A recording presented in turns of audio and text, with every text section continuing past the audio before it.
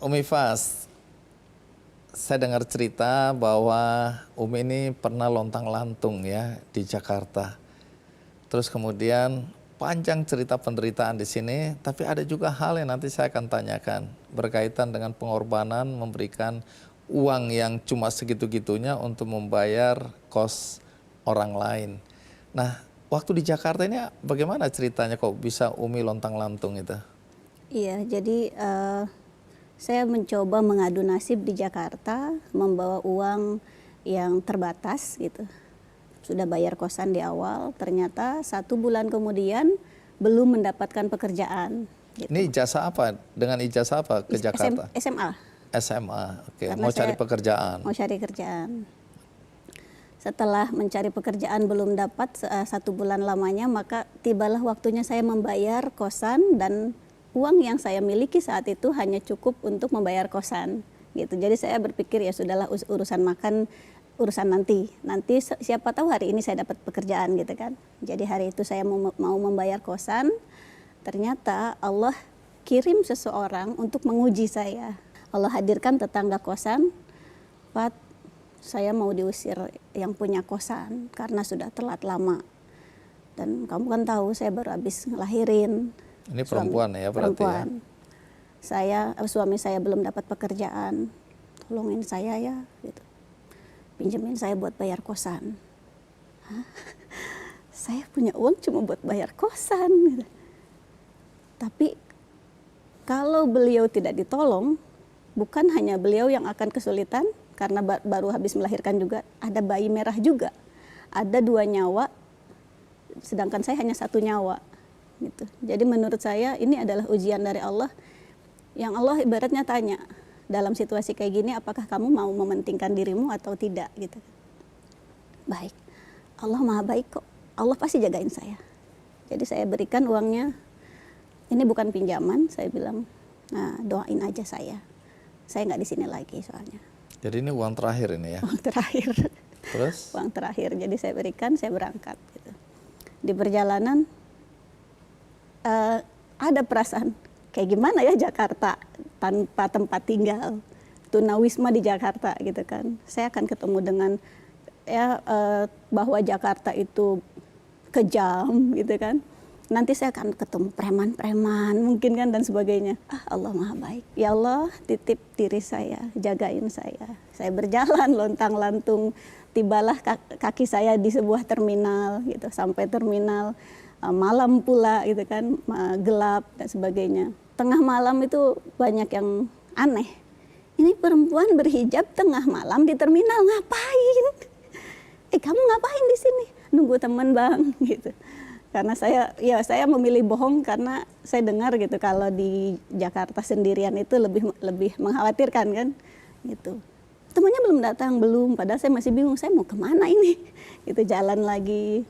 Ada yang memperhatikan, mungkin orang dari tadi nunggu temen kok temennya nggak datang-datang gitu. Tiba-tiba ada yang gangguin, bau alkohol, bertato penuh, preman lah, sepertinya mabuk gitu ya, mau ngapa-ngapain gitu ya. Jadi saya kayak dipegangin, diapain gitu. Itu ada yang belain gitu, ngapain lu gitu, kayak berantem lah mereka, berantem.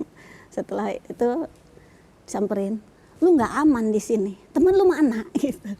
Iya bang, belum datang. Temen lu ngaco tuh. Udah makan belum lu? Gampang bang gitu. Makan nih gitu. Akhirnya saya ketemu dengan banyak. Itu membuka penglihatan saya ya tentang dunia gitu.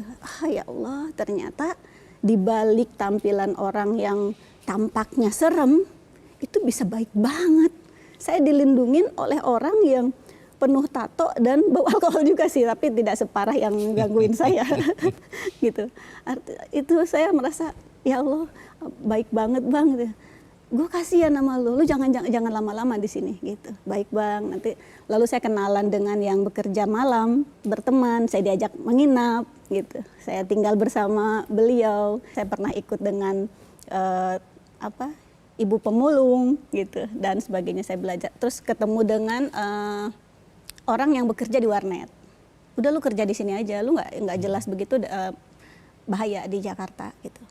Oh boleh bang gitu, boleh. Ya udah, gue bilangin sama yang punya ini. Akhirnya saya jaga warnet. Di situ saya kehidupan cukup baik karena dapat makan dari bos. Saya jaga warnet, saya kenalan dengan banyak orang, baik itu melalui internet dan sebagainya. Dan saya belajar bahasa Inggris, bahasa Mandarin, bahasa Jepang, belajar komputer itu di jalanan. Gitu, yang kemudian itu menjadi bekal untuk saya mencari nafkah di kemudian hari. Gitu. Baik. Ini masih panjang Masih cerita, panjang. tapi ada masa di mana Umi Fas ini kerja di pabrik kaset, saya Iya. dengar ya, pabrik boneka Barbie ya. Barbie. Oke, berapa lama itu perjalanan hidup seperti itu? Kalau di pabrik Barbie setahunan kurang lebih. Oke, nah sekarang sampai pada titik di mana inilah yang kemudian menginspirasi lahirnya usaha dari Umi Fas yang sekarang tumbuh dan berkembang begitu luar biasanya ya, yaitu awalnya adalah usaha herbal ya. Herbal. Nah ini kan soal antara hidup dan mati tadi yang saya ceritakan, di mana Umi sakit keras dan game point harusnya Iya, ya, iya. artinya ajal sudah menanti, tapi kemudian bisa bangkit. Bisa cerita apa yang terjadi hari itu? Baik. Jadi sebetulnya usaha ini tidak disengaja bahwa saya mau membangun bisnis suplemen, skincare dan sebagainya, tidak disengaja. Saya saat itu sedang enjoy menikmati usaha di pendidikan. Saya ngajar dari satu rumah ke rumah, orang lain belajar di tempat saya ada sewa tempat untuk ngajar yang tadi saya bilang bahasa Inggris, bahasa Arab, bahasa Jerman, bahasa Jepang, bahasa Mandarin dan sebagainya. Pokoknya apa aja saya ajarin yang dasar-dasar sih.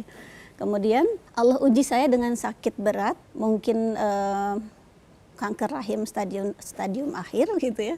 Karena pendarahan yang tidak henti-henti, dokter juga menyarankan untuk pengangkatan dan sebagainya gitu. Tapi karena tidak ada biaya, saya pilih untuk belajar tentang alternatif. Apakah itu bekam, pasdu, herbal dan sebagainya, saya belajar. Tapi saya menyadari bahwa penyakit yang sedang menggerogoti saya bukan penyakit ringan, maka saya tetap membuat wasiat.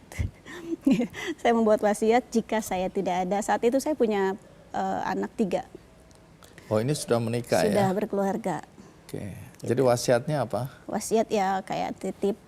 Kalau saya ingat-ingat apakah saya punya utang dan sebagainya gitu kan. Kemudian saya ingat-ingat sih sepertinya tidak gitu. Terus saya titip kalau anak saya, gitulah intinya titip-titip keluarga gitu. Kemudian saya belajar tetap ada tawakal, ada ikhtiar gitu. Saya tetap ikhtiar juga. Saya bilang, saya nggak tahu Allah punya pesan apa atas ujian ini. Setiap Allah kasih kita ujian, pasti ada jawabannya. Kalau jawabannya tepat, maka kita lulus gitu kan. Tapi kalau jawabannya tidak tepat, kita mungkin akan diuji dengan hal serupa gitu atau hal setipe. Maka saya belajar, ketemu dengan ternyata banyak manfaat ya daun ini. Daun binahong luar biasa sekali gitu. Ada di pinggir-pinggir sawah. Orang udah pada tahu belum? Sambil saya riset, saya juga membuat blog. Saya membuat blog untuk sharing apapun yang sudah saya dapatkan dari hasil penelitian saya gitu. Juga percobaan saya coba apa efeknya saya ceritakan.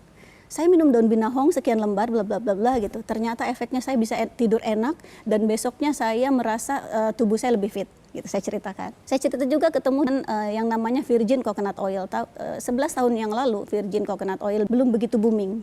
Sempat booming sebentar oleh mantan Menteri Koperasi Bapak Adi Sasono yang beliau sembuh dari sirosis hati. Kabarnya asbab dari virgin coconut oil. Maka saya bilang, wah ini keren nih, apa nih?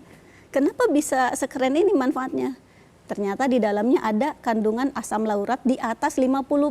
Apa asam laurat? Asam laurat itu ternyata masuk ke dalam tubuh bisa menjadi monolaurin. Monolaurin masuk ke dalam pankreas, ke dalam segala macam, itu bisa memperbaiki sel-sel yang rusak. Gitu. Ada di mana lagi nih asam laurat? Ada di ASI, pantesan ASI jadi booster imun. Ternyata kandungannya asam laurat, berarti VCO bisa jadi booster imun. Saya ceritakan semuanya dan qadarullah Allah kasih saya sembuh. Oke. Gitu. Jadi ini racikan sendiri yang Racikan menyembuhkan sendiri, ya? percobaan sendiri, trial and error dari termasuk cara membuat VCO-nya saya share. Gini loh, kalau cara membuat pakai enzimatis, kalau pakai cara pancingan, kalau pakai cara pemecahan globula protein, hasilnya kayak gini semua saya jabarin, bahkan biayanya. Saya bilang untuk bikin 1 liter virgin coconut oil dengan kualitas kayak gini, modalnya sekian, bla bla bla gitu. Oke, jadi itu awal mula lahirnya bisnis yang sekarang Umi Fast tekuni ya. Betul, jadi banyak yang nelpon untuk dibuatkan, saya diupahin, membesarlah. Oke, dan kalau penasaran penonton silakan aja googling ya, dilihat bagaimana usaha yang ditekuni Umi Fast sekarang tumbuh dan berkembang luar biasa, bahkan mengajak serta keluarga ya, Iya, dan teman-teman alhamdulillah. tentu saja.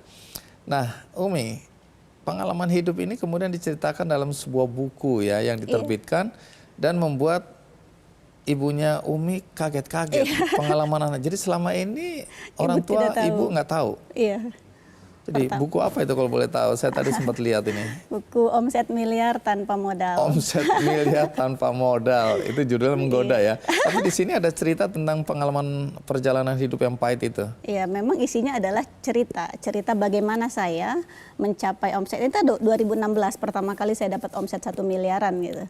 Oke. Jadi 2016 bagaimana saya memiliki omset 1 miliaran itu bisa dikatakan tanpa modal. Jadi ini tuh kisah. Isinya kisah. Ya. Bukan cuma bagaimana berbisnis, tapi lebih kepada bagaimana Perjalanannya. perjalanan hidup. Dan orang tua baru tahu katanya setelah buku ini terbit. Setelah buku ini terbit, saya diminta untuk ada roadshow ya, ada roadshow cerita-cerita di Keliling. beberapa kampus. Lalu ibu saya nyimak kan, ibu, bibi nangis karena waktu itu hadir. Neng, itu yang tadi diceritain benar. Iya. Waktu di iya. Waktu di ini, iya. Astagfirullahaladzim. Jadi memang Umi Fast nggak pernah cerita ya. Enggak, yang diceritain malah yang indah-indah. Gitu. Dimanapun saya tinggal, saya akan ceritakan yang menarik, yang menyenangkan. Gitu. Jadi orang tua baru tahu setelah buku terbit ini buku terbit. ini. Baik, nanti cerita apa yang ingin Umi lakukan karena belakangan mendirikan pesantren ya. Alhamdulillah.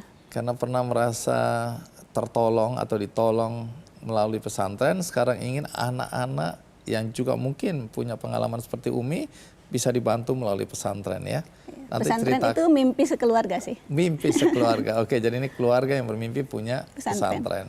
Nanti cerita tentang kegiatan bisnis dan kemudian apa yang Umi ingin lakukan di masa akan datang. Sekarang kita rehat sejenak, ikuti terus Kick Andy. Ya Allah, kenapa rasanya saya sudah berusaha baik, tapi kok seperti ini perjalanannya gitu.